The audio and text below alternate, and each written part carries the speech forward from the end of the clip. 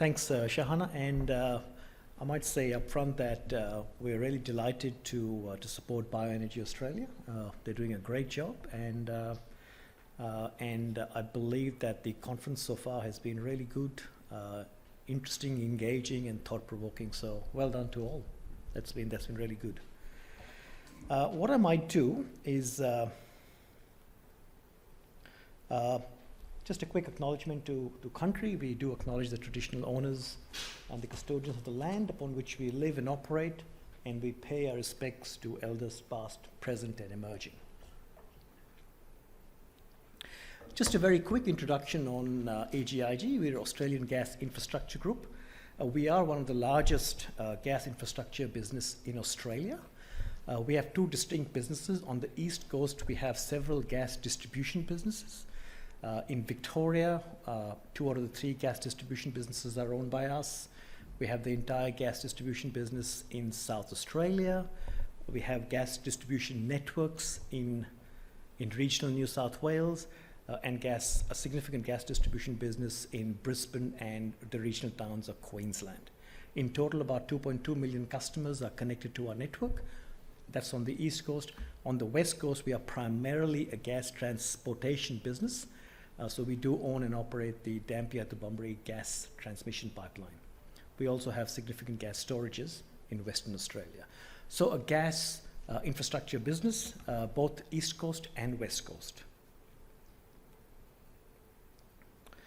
Now, we are committed to a low-carbon future. We have a low-carbon vision, and that vision really is supported by some strong short-term, medium-term, and longer-term targets. I might emphasize that our short-term target is to have 10% renewable gases being injected into our network on the East Coast by 2030. And I might remind some of my team members are here that 2030 is not too far away. But that's our commitment, that's what we're focused on. In the longer term, we are committing to transitioning our distribution business to net zero by 2050, but we will start some serious decarbonization by 2040. In delivering the vision, we do have a strategy, a plan, and projects, but really what we're trying to do requires supportive policy, a positive regulatory environment, requires us to engage very effectively with key stakeholders, with communities, with regulators, with industry, and of course at the end we have to deliver projects. So that's how we look at the world, and we are focused on all the 4 areas which I've just mentioned. Now, as I said, we are very focused on achieving our 2030 target, 10% renewable gases into our network by 2030. So renewable gases is both renewable hydrogen and biomethane. And we have delivered some really exciting projects on hydrogen.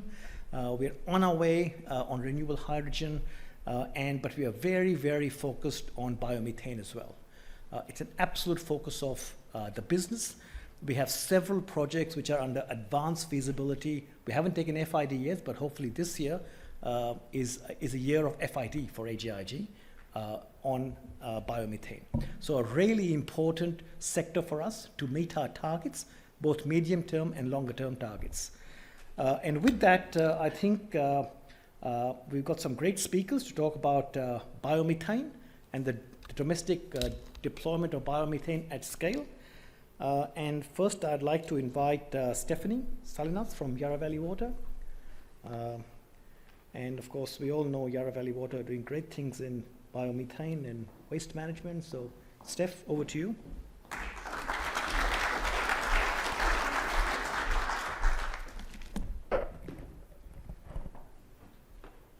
All right.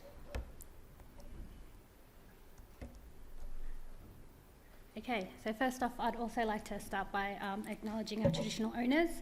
For Yarra Valley Water, that's predominantly the Wurundjeri people in the Melbourne area. Here in Canberra, that is the Ngunnawal and Ngambri people of Canberra. So I do like to travel and extend my knowledge of traditional owners. So start with that. So Yarra Valley Water. We are one of the largest of 3 water corporations covering the north and east region of Melbourne. Our catchment extends about 4,000 kilometres and includes about 20,000 kilometres of water and sewer pipeline. We have roughly about $6 billion worth of assets. We service 2 million people, 30% of the state's population, for their water and sewer services. This also includes about 60,000 commercial customers. So why am I here? In the period of the Millennium Drought, there was an extreme economic and environmental pressure that was felt by many areas of government, including water and sanitation services.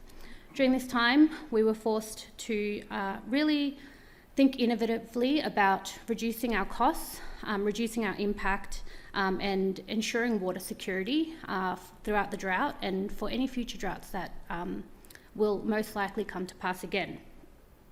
In this journey, we did a bit of a deep dive on where it was best or most opportunity existed to reduce cost, provide longevity of our assets into the future.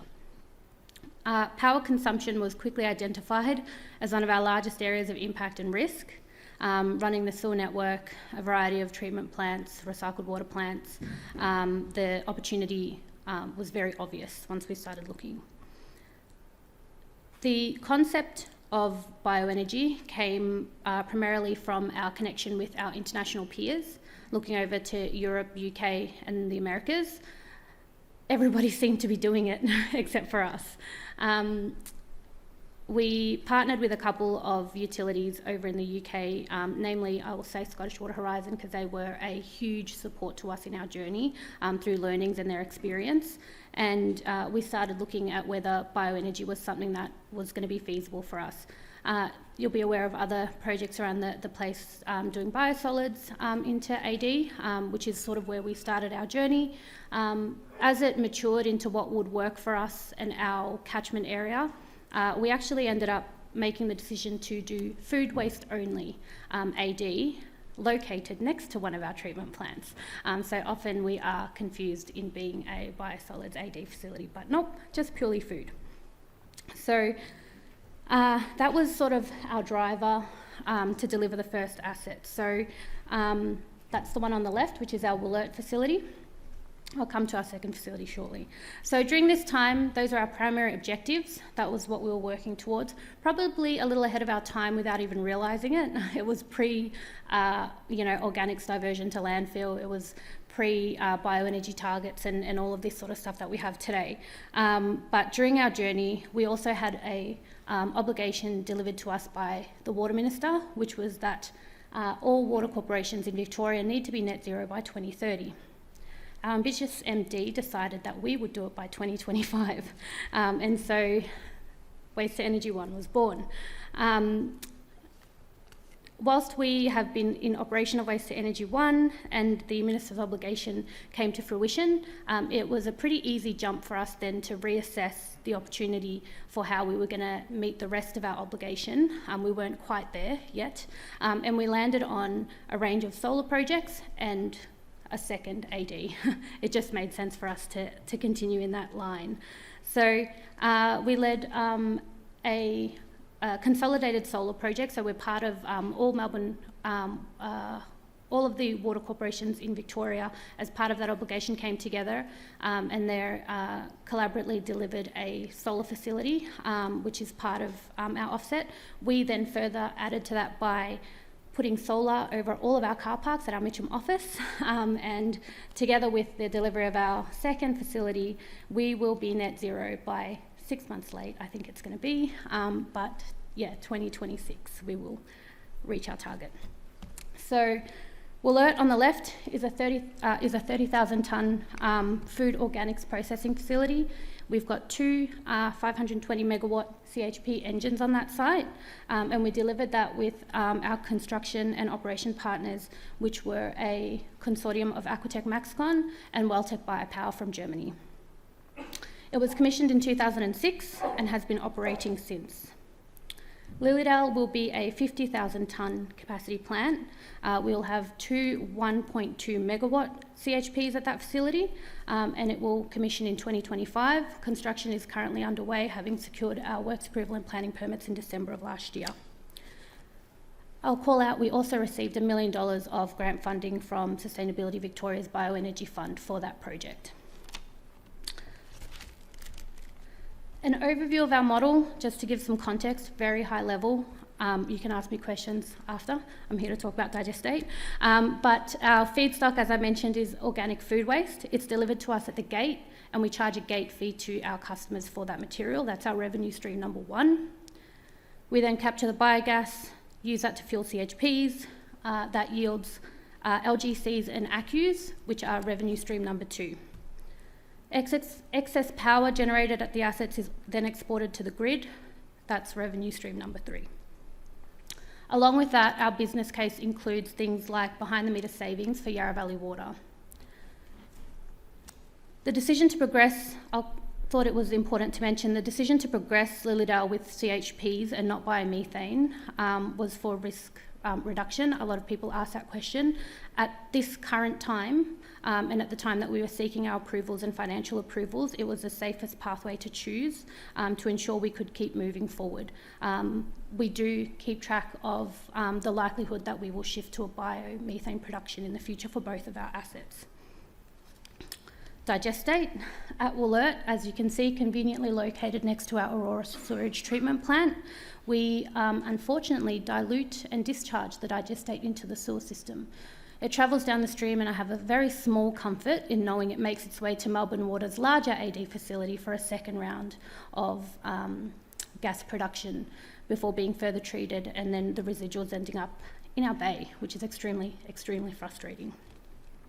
At Lilydale, there's no sewage treatment plant located right next to it. There's one nearby, but not close enough. So we will not be doing that. We will be doing some high-level processing, and the digestate will be reused off-site. So, digestate. This is a slide from the Victorian EPA regulation consultation periods for digestate. I'll make a caveat, I do not speak for EPA, but I thought it was important to share where things are at in Victoria. I think we tried and couldn't get someone here, so I'll do the honours. The challenge for digestate in Victoria, and I understand very similarly for a lot of states around Australia, is that it is considered a residue of waste to energy. That means that it is it previously was, a reportable priority waste. That means you need permission to handle it, to transport it, and it needs to go to a lawful place for processing. Similarly, in characteristics to things like fly ash or clinker dust. So, not quite the right profile, but we ended up in that group just through a technicality, an update in the regulation that was overseen by everyone that used the umbrella term of any residue from waste to energy. So we got included in that, and that's where we were at. So this inhibits agricultural uptake, quite obviously, as farmers would need to get permission previously to apply reportable priority waste to their land. The reputational risks for any farmer to have any paperwork that says that they're applying a reportable priority risk straight up just would prevent any discussion from going forward, regardless of being able to present the information that demonstrate that the risk profile was low and that the benefits were high. So that was the biggest challenge we sort of had in Victoria. It created a risk perception of digestate, which further exacerbated any market development that could be done in that space. But let's not dwell on the past. We have some new regulation now. I don't blame you if you can't make sense of that. A lot of people are still struggling with it. But essentially what we have is a two-stage regulation. Stage one includes a designation. So if you can meet the requirements that are specified in the designation, it will remove the barriers of the permissions required to handle and process digestate, and it will remove the permissions required to transport digestate to another facility. If you meet the designation, then the end user can then use a determination which allows them to accept Digestate for use on their land. So the supplier needs to provide evidence that they comply to the designation, and then the end user can receive that material. So if you don't meet those requirements, and they're here, but I'm not going to talk to them because I've included them, so when you get the slide pack, you can look into the detail. If you choose not to meet those, there are alternate pathways. They're just not as easy as those two. So what does that mean for us, Digestate at Yarra Valley Water? Conveniently, our second facility is located in the Yarra Valley region around a lot of farming and agriculture. So we are aiming before the end of the year to have a range of 3 to 5 commercial farm trials underway where we'll be applying Digestate to a variety of land uses in the Yarra Valley region. Vineyards, quite obviously, pasture potentially, fruit and orchards, and potentially flowers are some of the things that we're looking at and partnering with currently to commence delivery on before the end of the year. So, enabling bioenergy locally, that's probably one of the big barriers that we've been facing, but in Victoria we're starting to find a way through. So as these barriers start to come down, hopefully other states can emulate what has happened in Victoria, hopefully not in the same time frame, but a little bit quicker, and that's another step closer that we are to creating circular economy with bioenergy. So thanks.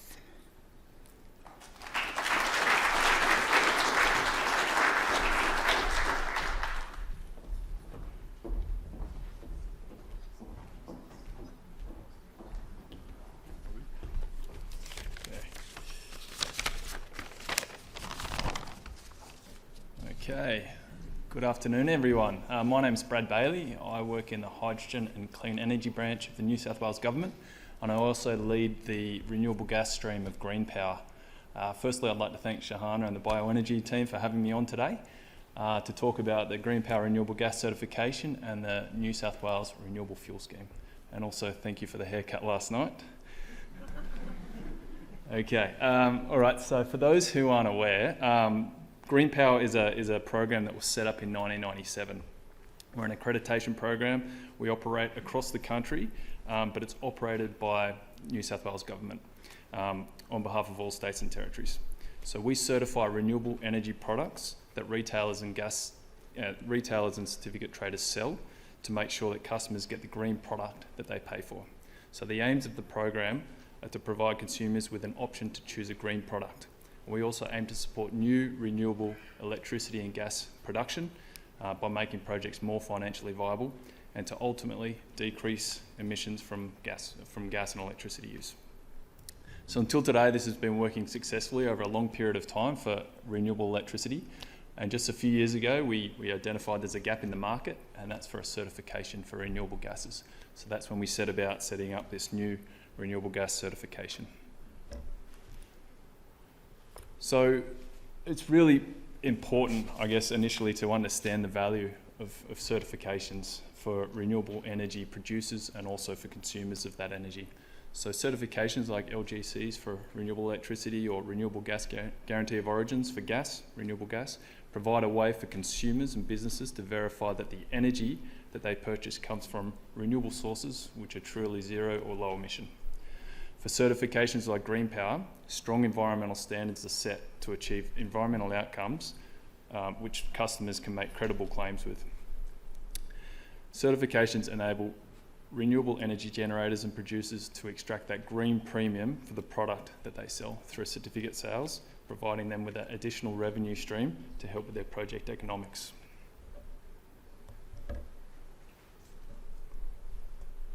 Okay, so moving on to the certification itself. So this is a key summary slide, but essentially we launched last year. We're open for business. So we launched in August and we're open to applications from renewable gas producers as well as certificate traders. The objectives of the scheme are to support production of renewable gas in Australia and enable voluntary markets. Okay, so this is a voluntary scheme. It's a book and claim approach, so it applies that allows for that flexibility of producers to inject their gas into the grid and to sell their certificates to customers wherever they are in Australia. We're unlocking that green premium to help projects reach financial close and profitability after production. And we're targeting those hard to abate or hard to electrify processes in the commercial and industrial industries where they have those high heat processes which really they can't commercially electrify or get other fuel sources, or the technology just really isn't there yet. So our certificates as it currently stands aren't available to residential customers. We want to ensure that the limited amount of renewable gas that's currently and will be for the next few years in the system goes to the areas that really need it most, and that's to the hard to abate sectors.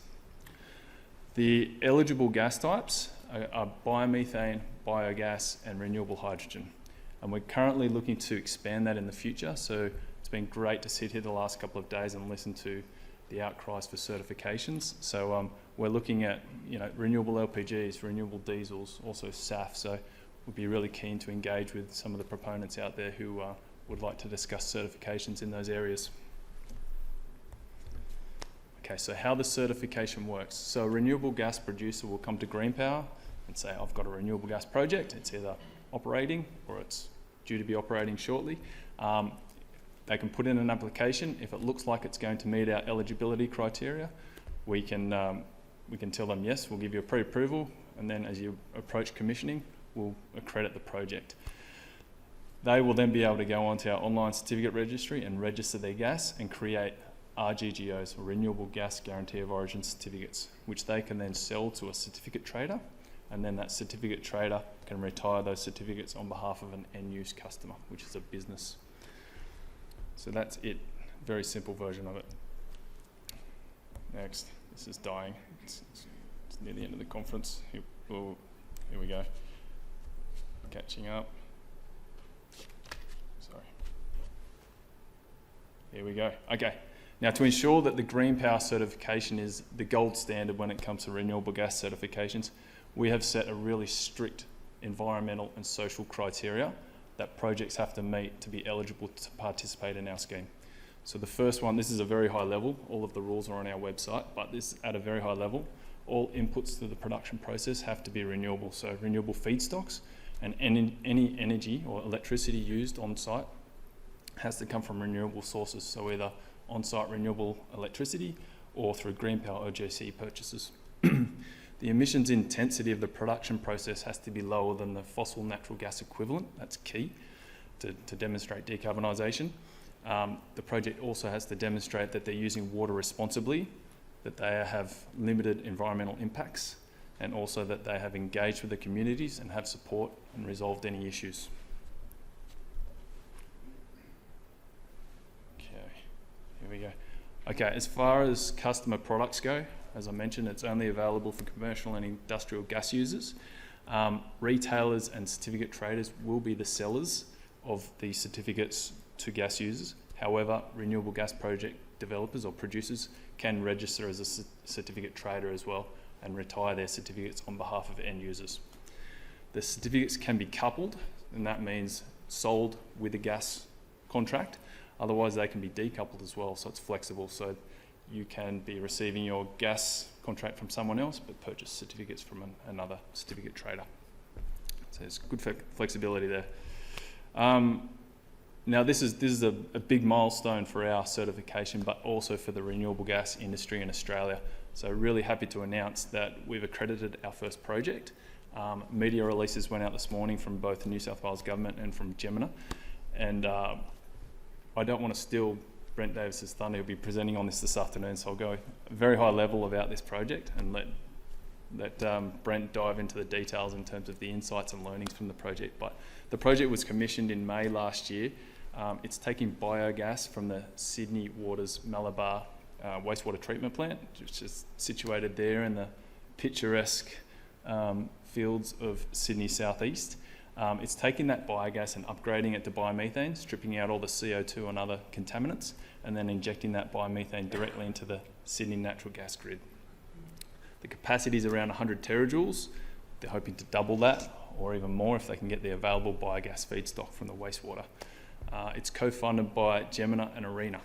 And as far as certificates go, Gemini has already gone in and logged 50 plus terajoules of gas that they've produced and injected into the grid, and that's available for when they have when we have signed up the certificate trader we are currently working with on their application.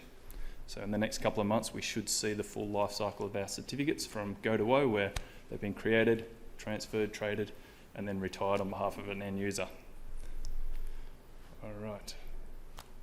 So how to participate? So please reach out to us if you are interested for more information or would like to make an application. That's our email address down there in blue. The green website there's lots of information. So there's the rules, there's the guidelines, there's application forms. So go in and check it out.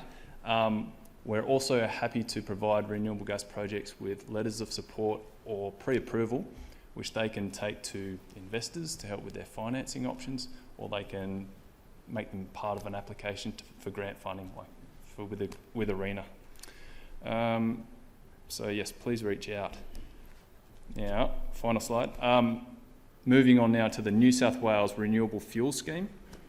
So this is different to the GreenPower scheme. This is a mandatory certificate scheme as opposed to voluntary, and this is state-based. So this is just for New South Wales, whereas GreenPower was a national scheme. It's essentially, as I said, it's a mandatory certificate scheme that aims to create that financial incentive to increase green hydrogen production or renewable fuels production, but green hydrogen production initially in New South Wales. And it's currently designed, for this green hydrogen to set up the supply chains. How it will work is based on the amount of green hydrogen that a producer produces. They'll be able to create and then sell certificates to liable parties for each 1 gigajoule of hydrogen produced. Through certificate sales, that'll support their project and ultimately support industry growth supply chains and improve affordability, reliability and sustainability of green hydrogen in New South Wales. Liable parties under the RFS will be natural gas retailers and large gas users who currently source their gas directly from renewable gas producers.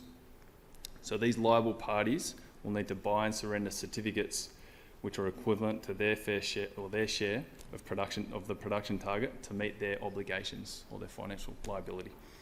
The liability for the scheme will commence in 2025, with targets gradually increasing up to 8 petajoules by 2030. So what's next for the RFS? Well, the New South Wales understands the importance of renewable fuels to the state, so we're currently considering the design options to expand the RFS into additional renewable fuels, which is a great thing. So we're also looking to expand the list of potentially liable parties. So a targeted consultation was recently held, and we're going out to do a public consultation in the middle of this year on the scheme expansion. And the final scheme rule for the green hydrogen is planned to be published later in 2024 as well, so keep an eye out for that. Okay, well, thanks for having me, and please come and find me if you have any questions on the certification or the RFS. Thank you.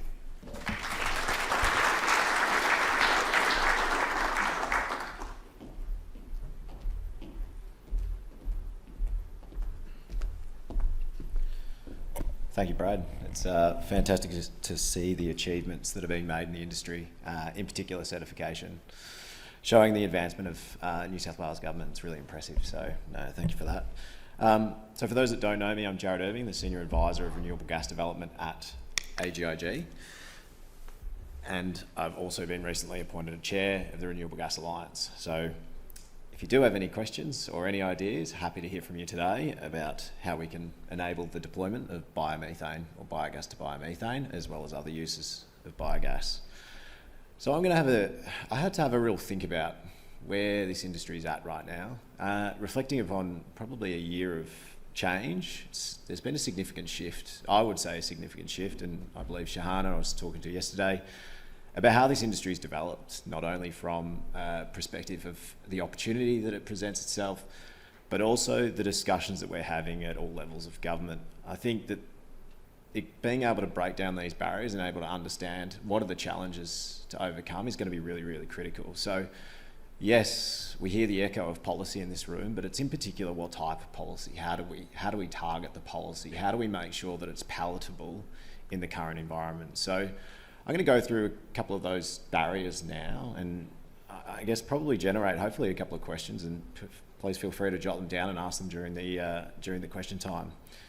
So for those that aren't familiar, we see biomethane playing a significant role in the circular economy. So for us, being able to share and help people understand the role that biomethane is going to play across all sectors is significant. So for us as a gas distribution business, it's a natural gas equivalent product. That means our existing commercial industrial customers can use the product like they use natural gas today. That provides significant advantages on other alternatives. It promotes the development of circular economy, waste reduction, the potential use of organics, like Stephanie explained, that's been done by Yarra Valley Water. It increases agricultural opportunities, the reduction in fossil fuel-based fertiliser products by utilising digestate products on land has a significant opportunity in itself. We see another alternative popping up, which is carbon dioxide. So we're at a significant shortage of carbon dioxide, which is quite a strange predicament to be in given the environment of net zero and our reduction in carbon emissions. The opportunity that biomethane presents is another source of that carbon dioxide. So we're able to take that product as we take biogas, we upgrade it into a cleaner primarily methane-based, and we take that carbon dioxide as potentially a byproduct. And then we end up with carbon neutral biomethane. Now, I'm not sure if a lot of SAF people are still here, but from a sustainable aviation fuels, there is a role to play as well. So biogenic CO2 is going to be progressed, in particular in Europe, quite readily to be applied to future sustainable aviation fuels. There's also methanation, which we see countries enabling legislation towards methanation like Japan. So synthetic methane is going to play a role, in particular in other countries around the world. And we see that being supported as a diverse energy-based system of the future. It isn't just one solution that we're going to be seeing, it is multiple. Now, I did have a question, can we enable it? So let's reflect upon who has. So the USA, again, via various incentive mechanisms and policy frameworks. You have Brazil, Europe, UK, India, China, Indonesia, all growing at an extremely rapid rate for biogas to biomethane. Now, they're all for various means, whether it be through decarbonisation or India through energy security, where they're diversifying their energy portfolio to make sure that in a future scenario that they're secure, their energy future is secure. Now a lot of this information is available through the International Energy Agency and the outlook for biogas to biomethane. The World Biogas Association also, in particular, if you want further details, in particular what country is doing what, is fantastic wealth of information. But how much are we looking at here? So we're looking at almost 5,000 petajoules by 2030 and 8,500 petajoules by 2040. Now that was the outlook for the biogas and biomethane by the International Energy Agency in 2020. We've seen significant shifts in the assessment of what is available, what can be converted, and how do we improve anaerobic digestion techniques to improve the volume of biogas being produced by digesters. So Europe has seen their outlooks change significantly over the past couple of years. But what we can look at in Europe in particular, it's quite interesting. You've got the European Biogas Association provides a map. Now this is only a portion of the map, but it provides a significant amount of detail on the growth of the sector. Now, interestingly, what you'll note, they're all very similar, they're all close, they all have the similar opportunities, but you'll see countries that haven't enabled biogas to biomethane in particular. Now you have currently growing it significantly, so 3.5 billion cubic metres, which is equivalent to 131 petajoules in 2021. That has grown astronomically over the past couple of years. So there is a compounded annual growth rate in Europe, around 7% they're targeting, and they're targeting for 2030, 1,300 petajoules of biogas to biomethane. Now, the great example that we can provide here is, what's the differences between these countries? Europe is implementing policies across the Renewable Energy Directive in particular, same policies but you have situations where countries are not developing the opportunity. So what we see here is a lag between the uptake in a policy and regulatory environment favourable to a biogas to biomethane, whether it be both policy or regulatory. So we can learn from this. We can analyse what did work, even not just from a policy perspective. There's a lot going on here. Now, what is going on? We have a raft of issues. So we've got investment. So we've got market signals, long-term offtakes. We also have difficulties securing project investments. Again, that may be associated somewhat to policy. We have the gas industry who is required to step up, support, and also provide a framework to be able to inject biomethane suitably into the grid. We have AS4564, which is a gas network-based standard for gas networks, natural gas specification. That's a gas specification that's owned by the gas industry. Now that's been changed internationally to allow the uptake of biomethane, and it hasn't been done yet for us. Policy and regulations. I mean, we're in an echo chamber here today and yesterday, but again, we can't just say this, it's just the one reason. We've got certification, which we've seen GreenPower, so we've got it now. It's fantastic, but there is that Scope 1 emission that industry is crying out for. They want a benefit for paying a premium. And then you have the bioenergy industry. So us being able to knowledge share, break down those barriers that are currently struggling or facing some of these projects. So we know that some projects are struggling with the gas network infrastructure and other issues that as an industry we can support. And that's where the AGIG comes in. And I think we've got a real role to play in terms of being able to enable this industry as well. Now, one of them is cost. Now, this article was in the AFR last week. Highly recommend a read. Not a single cent. No one wants to pay. Nobody wants to pay a green premium. No one wants to pay a green product. And that's what we see in the market. We see a small number of consumers, industrial customers that are willing to pay. But again, the policy frameworks are not there to incentivise businesses to move towards that. Where you see an uptake in a Scope 1 emission potential where you can transfer that to an industrial user that is potentially facing safeguard mechanism requirements, there's an obligation to pay a premium. The gas industry, there's a lot of work to be done to be able to enable and fast track and smooth the connection requirements for biogas to biomethane. That's been done now. AGIG is prioritising it, and the APGA has developed or the Australian Pipeline and Gas Association has developed a working group to make sure that we smooth the connection process for biogas producers. Policy and regulations. I mean, we have one that worked. So we have the renewable energy target developed in 24 years old now.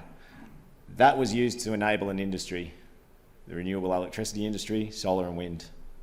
We have other issues associated, not just overarching. We have a regulatory problem with connections into our networks. There are challenges associated with the short-term trading market that never envisaged a distributed network connection associated with biogas to biomethane production. Similar challenges that were envisaged with the solar connections with your home. And then we have the potential for a recognition of a Scope 1 emission transfer. Again, big changes. Certification, and I'll breeze through this one. The GreenPower renewable gas certification, not pilot anymore, and we're trying to get that out. And I think it's fantastic that it's now a certification scheme that people can be confident in. And then there's a potential for product go. Is there going to be a biomethane go? We don't know at this point in time. But again, the Guarantee of Origin scheme has another potential opportunity to play there. So we have a policy and regulatory framework that we need to build. The gas industry needs to work to ensure that we make the process as easy as possible and simplify for gas producers, biogas producers. We need certification to build on. And as an industry, we need to push to develop and collaborate and understand what are these barriers and how do we break them down? How can we support each other as an industry? I see that as being the growth and also the significant reduction potential in cost of biomethane production. Thank you.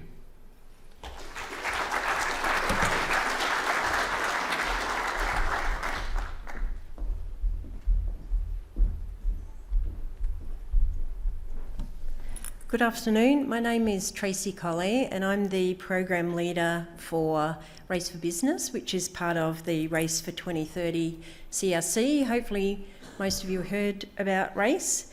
We presented last year on our opportunity assessment, which was launched last year. So this is a bit of an update. RACE stands for Reliable, Affordable, Clean Energy. And since our research program refresh, we have a research themes to do with, in business, to do with industrial digitalisation and value chain decarbonisation, which covers a whole range of different things. But what I would like to focus on today, in addition to the research that's currently underway, is some of the research ideas we'd like to develop with the industry. Really, we see our role as supporting the research needs of the biomethane industry. Pretty much anything that's going to delay or defer the uptake of biomethane at scale or at pace is potentially something we can support with our research partners. So last year we launched the opportunity assessment for biogas, which had our take on the numbers for the potential for biomethane. And it looked at, potentially there being 23% of the current market up to nearly 50% of the market once everybody's electrified everything everywhere. But the question is, what is the real number? And if you look at most of the feedstocks that we've identified there, they're really different variations on waste. And the critical issue really, as other speakers have alluded to, is we're in a transition stage from seeing waste as a waste to seeing it as a secondary resource, and designing systems for managing individual waste versus looking at the circular economy benefit of how can we optimise the biogas and biomethane production from those available resources. And particularly with those wastes there, it's interesting to consider, we heard earlier this morning about the indirect land use change is 1/3 of the carbon footprint of SAF derived from canola. In theory, as most of these are waste products, they should not have anywhere near that sort of indirect land use change burden. But that whole issue of understanding the full life cycle impacts of biomethane from different feedstocks, and particularly using it for different end uses, is something that's still an open question here in Australia.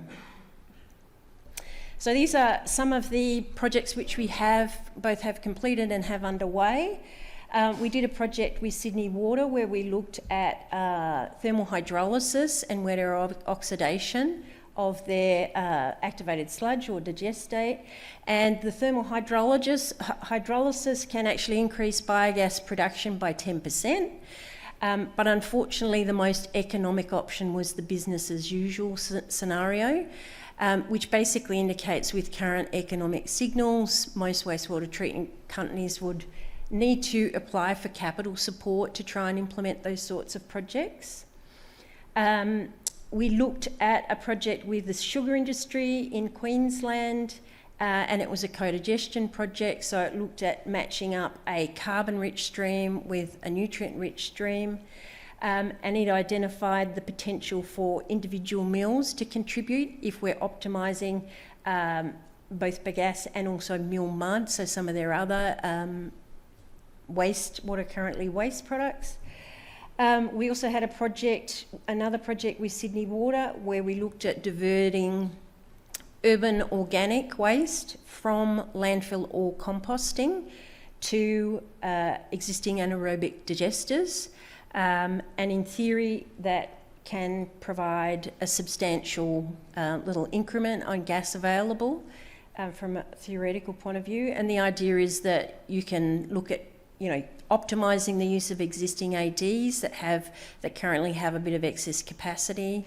And then, but obviously the question remains, is that the best option? Are there then problems with using the digestate given contamination issues in that system? Is it actually better from a circular economy and whole of life cycle perspective to actually look at segregating those and treating them separately, which is what Yarra Valley Water have done in their operation. So still lots of questions. And we have a current project which with the red meat industry that's being done by Griffith Uni once again. And it's look at anaerobically co-digesting some of their wet waste, so not their wastewater, they've already got a good handle on that, but it's using paunch manure, DAF sludge, and looking at co-digesting that with a range of different sources that are higher in carbon to try and balance the nutrient and carbon ratios, to try and optimise the biogas production from individual sites. And really the idea is for that to be used as a focal point for a regional area to try and look at local decarbonisation. So using those meat processing plants as hub for biomethane development in that local area.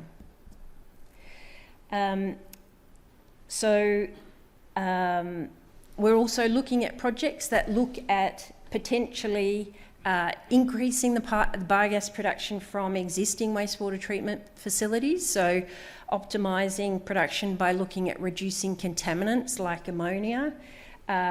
So for example, landfill leachate, which quite often ends up in wastewater treatment plants, can actually inhibit biomethane production in wastewater treatment plants. So the idea is to do upfront treatment of that to try and maximise the biogas production once again, and also looking at what are the various options available for upgrading biogas streams to biomethane, and looking at additional benefits of reducing energy consumption in the plant so that their parasitic use in plant is less, and then hopefully they have more either biogas to export, biomethane to export, or more electricity export to the grid.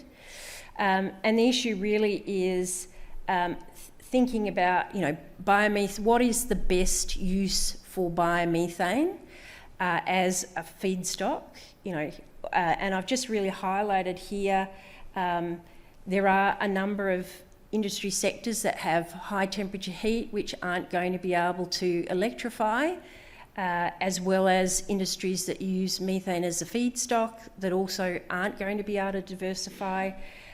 So there's still questions about what is the best use for different biomethane feedstocks, and particularly how that varies by location depending on proximity to gas networks and the like. So we've already had discussion from Yarra Valley Water about the issue with Digestate, and obviously Victoria is leading the way there in terms of making sure that we can make the absolute most of the opportunity provided by particularly source segregated anaerobic digestion that doesn't have contamination coming in. So if it's not being spontaneously generated in the AD, then it's not going to be in the Digestate either. This, in the opportunity assessment, was identified as the biggest potential financial benefit to the industry. And it can really be 40% of the revenue or a cost, depending on the regulations. So it's part of supporting the biomethane industry is ensuring that there's equitable treatment and recognition of the full life cycle value of Digestate.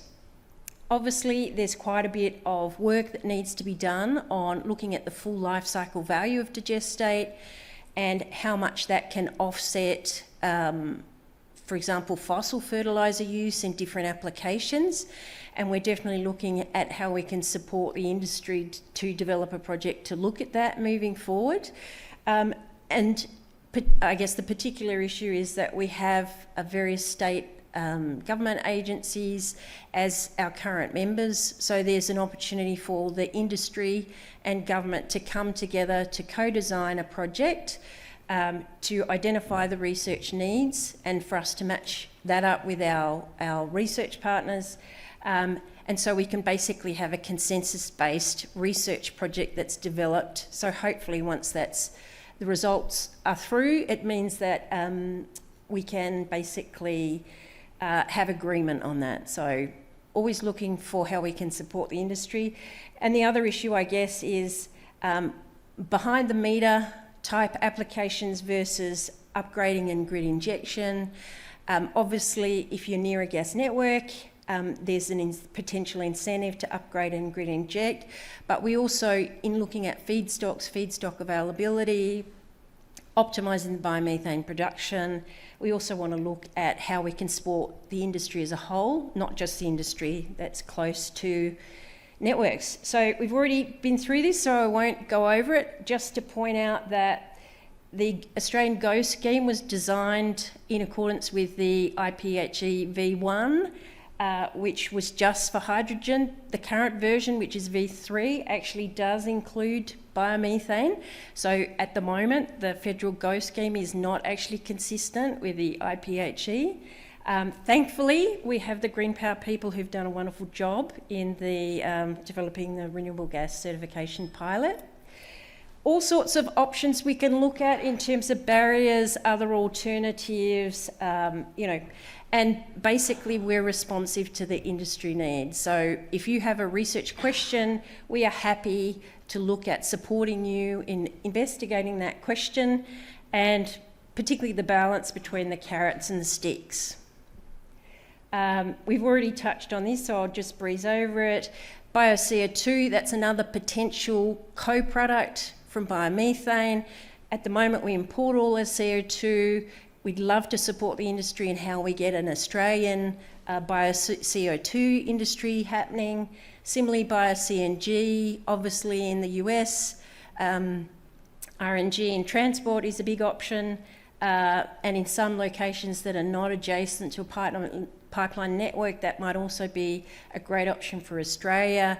Very happy to work with industry on how we can support on that. And yeah, so we've got other projects that sort of relate to it as well. 24/7 True Zero is about time matching renewables, renewable electricity consumption and generation, which will be relevant for hydrogen moving forward, but also looking at the opportunities available in the electricity market, particularly to do with the solar soak period. So that's it from me. Happy to take questions in the panel discussion.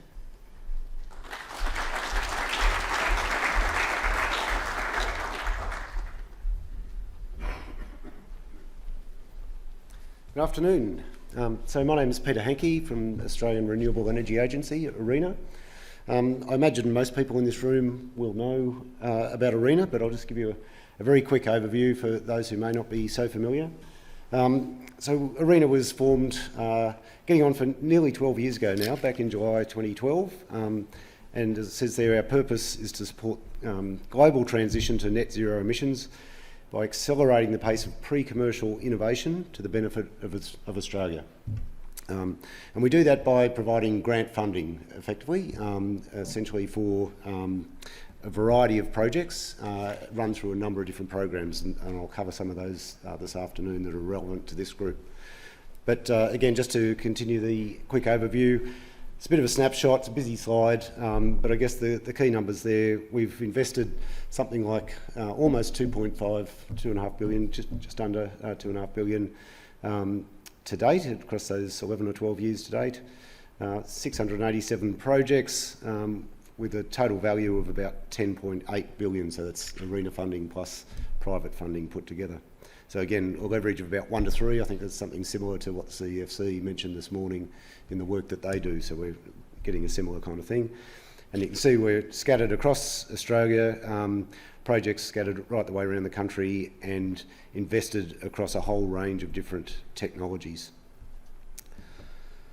So what I wanted to talk to you about this afternoon was just a couple of programs we're running at the moment, which are focused around industrial decarbonisation. So it fits in with the renewable natural gas theme or biomethane theme that we're talking about. And we've got 2 programs that are focused in this space at the moment. And both of them, they're very, very similar programs, and I'll explain the minor differences in a minute. But effectively, they're looking to support industrial facilities in Australia to reduce emissions in line with our long-term emission reduction goals. We're looking to improve technology readiness and commercial readiness of renewable energy, energy efficiency and electrification technologies that will result in significant Scope 1 reductions, Scope 1 and or Scope 2 reductions at those facilities. So we're not looking for incremental change, we're looking for transformational change. We encourage technology demonstration, collaboration, and a really important part of everything ARENA does is to encourage knowledge sharing. From all of our projects, knowledge sharing is a really important part. We consider that our return on investment. We actually obviously don't get the money back, it's grant money, but we do share knowledge with the industry. A lot of people are concerned that means we're going to be giving away secrets, commercial and confidence information. That's not what it's about. What we do is share the learnings so that the industry becomes aware of where technologies have worked, where their opportunities exist, what barriers might have been overcome, and perhaps some pitfalls that were encountered so that can be avoided next time around. And importantly, we're also looking to support the upskilling of the industrial workforce. This is a major undertaking to decarbonise industry across the country, and there's a large upskilling going to be required to support that. So the programs that we're operating are shown here. They're very, very similar, as I mentioned. So the first one is under the Powering the Regions Fund, which was announced by the government last year, and it's called the Industrial Transformation Stream, or ITS for short. And the second one we've labelled the National Industrial Transformation Program. First one, 400 million, second one, 40 million. The reason for the difference there, I won't go into the background as to how the monies came through, but essentially program one is where we see most of the applications coming through, and the second one is kind of a bit of a mop-up program. Both of them targeting industrial facilities. The first one targeting specifically regional NGA reporting facilities, whereas the second one is not constrained to regional or NGA reporting facilities, so slight difference there. Both of them focused around Scope 1, Scope 2 emissions, as I mentioned, and supporting everything from feasibility and feed studies right the way through to implementation. So you can do either or both. We're flexible as to how that's being undertaken. So some of the example projects there, things like renewable energy for process heat, obviously the sort of topic we've been talking about today, as well as energy efficiency and electrification and other technologies to achieve those outcomes. Little bit different structure for the two programs. Program one, the ITS, is being rolled out in terms of rounds. So we've got round one was launched just before Christmas, and so it operates for this current for this calendar year, 2024. $150 million out of the 400 has been allocated to that round one.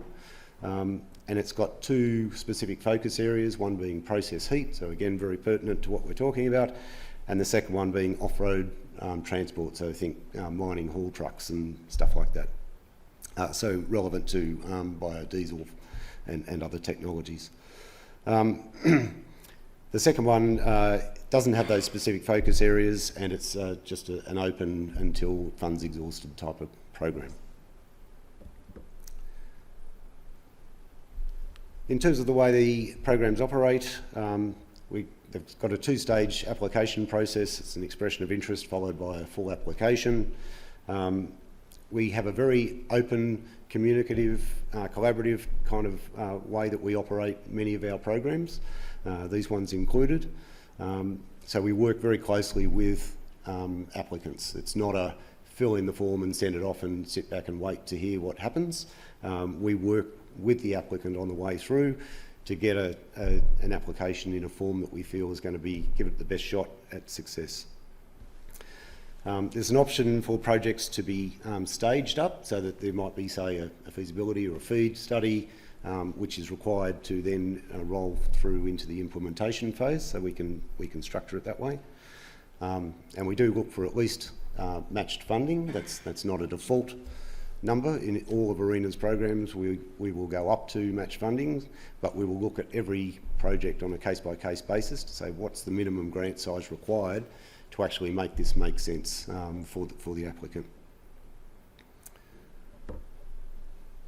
A couple of bioenergy related FAQs. So biomass, bioenergy are eligible renewable sources under both the programs. That can be on-site bioenergy or off-site, as we've heard about through the GreenPower type scheme or the Go type scheme when that comes through, also eligible. Things that are not eligible, over on the right-hand side, generic biomethane to the grid type projects are not something that would be supported under these programs, because these programs are specifically designed to support the end user. So we want to see a very close link between the generation of the biomethane, say, and who's going to be using it. So we're not against a biomethane to grid project, we just need to understand what the linkage is, who's going to be using that, who's the off-taker effectively, and how does that contractual relationship work. We're not funding incineration of non-putrescible wastes, so incineration type stuff. And these programs are not supporting SAF because we've got a separate program dealing with SAF specifically. Very quickly, because I know we're running out of time, as I said, two-stage application process. I think the key message to take away from here is if you want to engage with ARENA around any of our non-competitive programs, so this is a non-competitive program, really encourage you to engage with us up front. I'll give you a email address at the end where you can make contact, and really the preferred way of dealing with us is to make contact, let us know what it is you're thinking about. We often ask you for a short description of what your project is so that we can get something in writing, have a bit of a look at it and understand what it is, and then we will arrange a call and we will start to work with you as you put your materials together and take you through the process. And that process looks a bit like this. It goes to an expression of interest application that gets assessed by our independent assessment panel, and then subject to their recommendation, you'd be invited back to do a full application. Again, that goes to the panel, and hopefully that gets us a successful outcome as well. And then it goes for internal approval either through the board or the CEO, just depending on the level of funding required. And then we have a contract execution process at the end of that. Eligibility criteria, I won't go through these, but these are a must tick. They're pretty standard and straightforward. There shouldn't be any significant hold-ups for most people to address all of that. And then the merit criteria this is where you demonstrate why your project is particularly meritorious and should be considered for funding. And it's against those 5 categories there. So again, in the interest of time, I won't go through those in detail. Just where to go for further information, if you go to our website, www.arena.gov.au, you'll find there's a tab there called Funding, and if you just click on that, you will find all of ARENA's programs, including the 2 that I've just spoken about there. And you can also make some inquiries, as I mentioned, through industrial transformation at arena.gov.au, and one of the team will respond to that. And that's it, I think. Time for questions.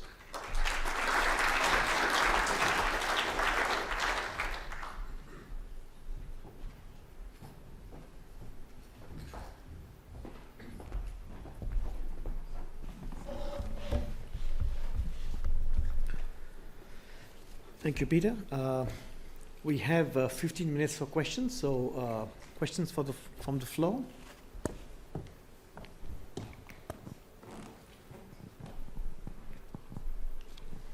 Okay.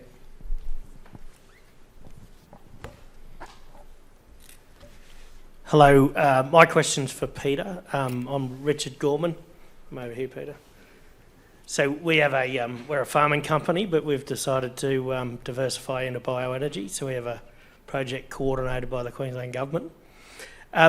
With your round 1, would you consider on-road transport, not just off-road transport? Not under these programs. We do have other programs that are dealing with road transport. That's why they're excluded from this. We just didn't want to duplicate coverage of that sector. Okay, thank you.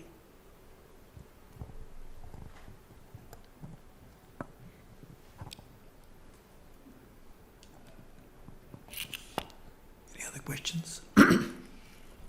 There's one right here. Are the mics working there? I think so. Okay. Yes. This is a question for Brad. I'm John Burnett from EDL. You said you need to have a lower CI score than fossil natural gas. How do the certificates benefit a product that has a low CI score versus one with a higher CI score? That's right.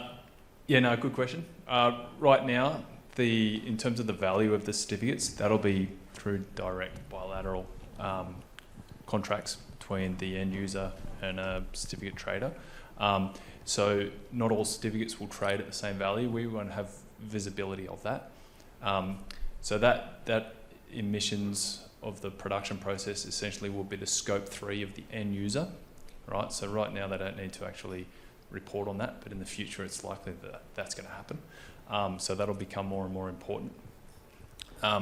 So with our certificates, whether it's renewable hydrogen or biogas or biomethane, there will be premiums traded based on the type of gas, but then there's the emissions intensity of that production process as well, or the scope 3, which will also provide another layer to that premium that some are willing to pay. So a zero or very low emission production process gas, may fetch a higher price than a higher emissions. Yep.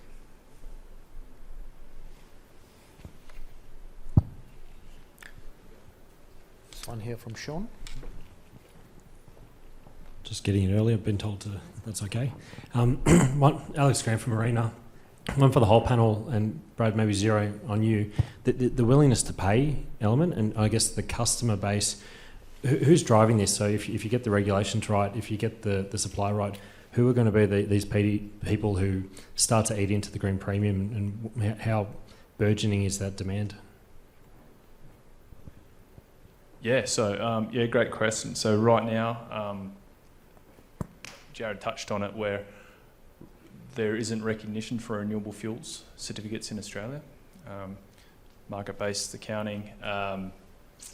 So we are having conversations with large gas users, and even though that they can't say that they are reducing their emissions with renewable gas certificates if they were to purchase them, they are still wanting to purchase the certificates to demonstrate that they're a sustainable organisation and that they're doing everything they can to be a sustainable operator. So they will be able to say, I am matching my fossil gas use with GreenPower accredited low emission renewable gas certificates, but they won't be able to claim an emissions reduction yet. So that's why we're advocating to NGAs and Climate Active and whatnot for it to be included in Safeguard and other mechanisms for emissions reductions of these types of certificates. And then, it's been widely conveyed this last 2 days, this is imperative to drive renewable gas, renewable fuels production in Australia. So,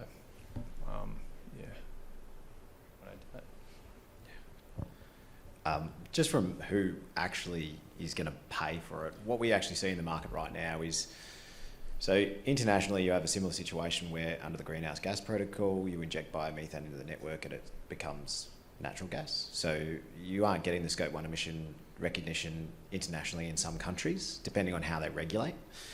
Now, what we do see though is countries like or businesses with European-based entities that have understood that mechanism for quite some time, where they are buying a certificate that matches their usage under those mechanisms. So what we do see is businesses that are used to that are quite comfortable with paying that premium, but again, we see that as finite. So we see the market as having a finite. There's only so many people that are willing to pay that premium and what that premium looks like. Now, as we see the potential for there to be any additional benefits like that Scope 1, I think those certificate prices are going to go up quite significantly. But again, you have businesses right now, in particular under the safeguard mechanism, where you can procure an ACCU, let's say at the cap price, for instance, at $75 a tonne. That's equivalent to $3.86 a gigajoule. Now, if we want to make a market, that's not going to make a market. that's not recognising the additional benefits that come from biomethane or the market that it sets up. So there has to be some additional recognition, and I think that's really the next piece of the puzzle that adds that value.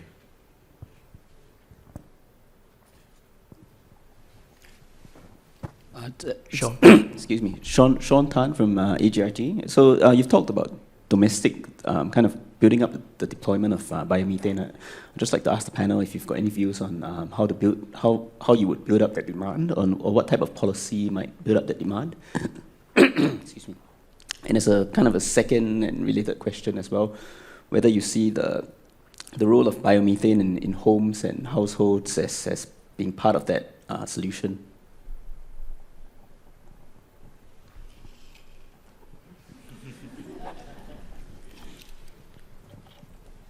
I'll have a crack. Not so much from a policy perspective, but just from from the applicants that we see looking to decarbonise industrial processes. Overwhelmingly, that's because of corporate drivers, decarbonisation drivers, for exactly the reason that's been talked about all day. Process emissions from fossil fuel constitutes a large part of a corporate's footprint in many cases. Decarbonising electricity is, let's say, relatively easy. We know, at least we know what needs to be done. It's not a simple technical task, but we know what needs to be done. It's getting done, and you can buy GreenPower.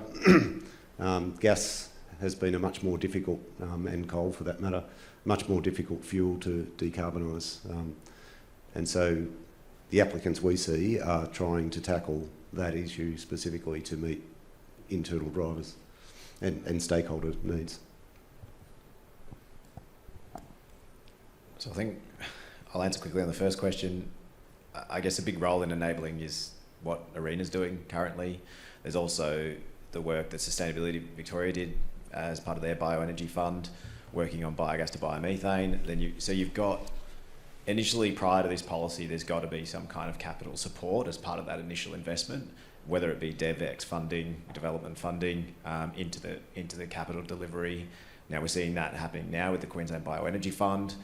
That is that first step, and then you've got schemes such as the Renewable Fuel Scheme within New South Wales that then has that tariff-based opportunity on top. So again, that's, you're slowly seeing that policy shift.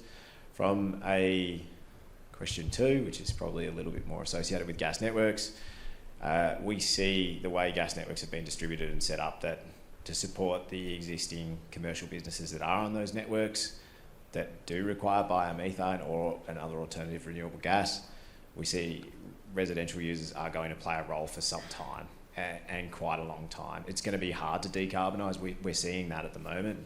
It's going to be a long journey. We're seeing the challenges at the moment across Victoria and across Queensland as part of our decarbonisation of our electricity sectors. It's a challenging time, and we see it playing a role. And if we can decarbonise as fast as we can with biomethane, and we can get it into people's homes as well as commercial and industry at the same time, then I think it's a fantastic opportunity to try. Go ahead. Manfred Beyer from Hydroflux. I've got a question in regards to Digestate and rules for application. So mainly, initially maybe to Stephanie, but also to other panel members, if you can add to that. If I understand the latest EPA Victoria regulations correctly, it would mean that for low risk digestate or digestate that comes from a low risk source, it would require to be held at 55 degrees for a number of hours, for high risk to be both digested at 55 degrees and then pasteurized at 70 degrees. First, do I understand that correctly? Is that what you are facing? Which would, if that is correct, it would mean you cannot digest at 37 to 40 degrees. You would have to have a high temperature digesters for all of those projects. And the second question is there a potential or an avenue for Australia to apply a more risk-based approach where, say, your digestate can be used for this kind of use but can't be in direct food contact? Do we see such an avenue in the future? Yeah, so when the initial draft policy went out, it was very much along those lines. It was very prescriptive in the pasteurisation requirement. There was significant industry feedback, I think nationally, on the Victorian Digestate regulation, which we're quite grateful for. I think EPA Victoria had a little bit of tunnel vision, given that we were the only operating facility in Victoria.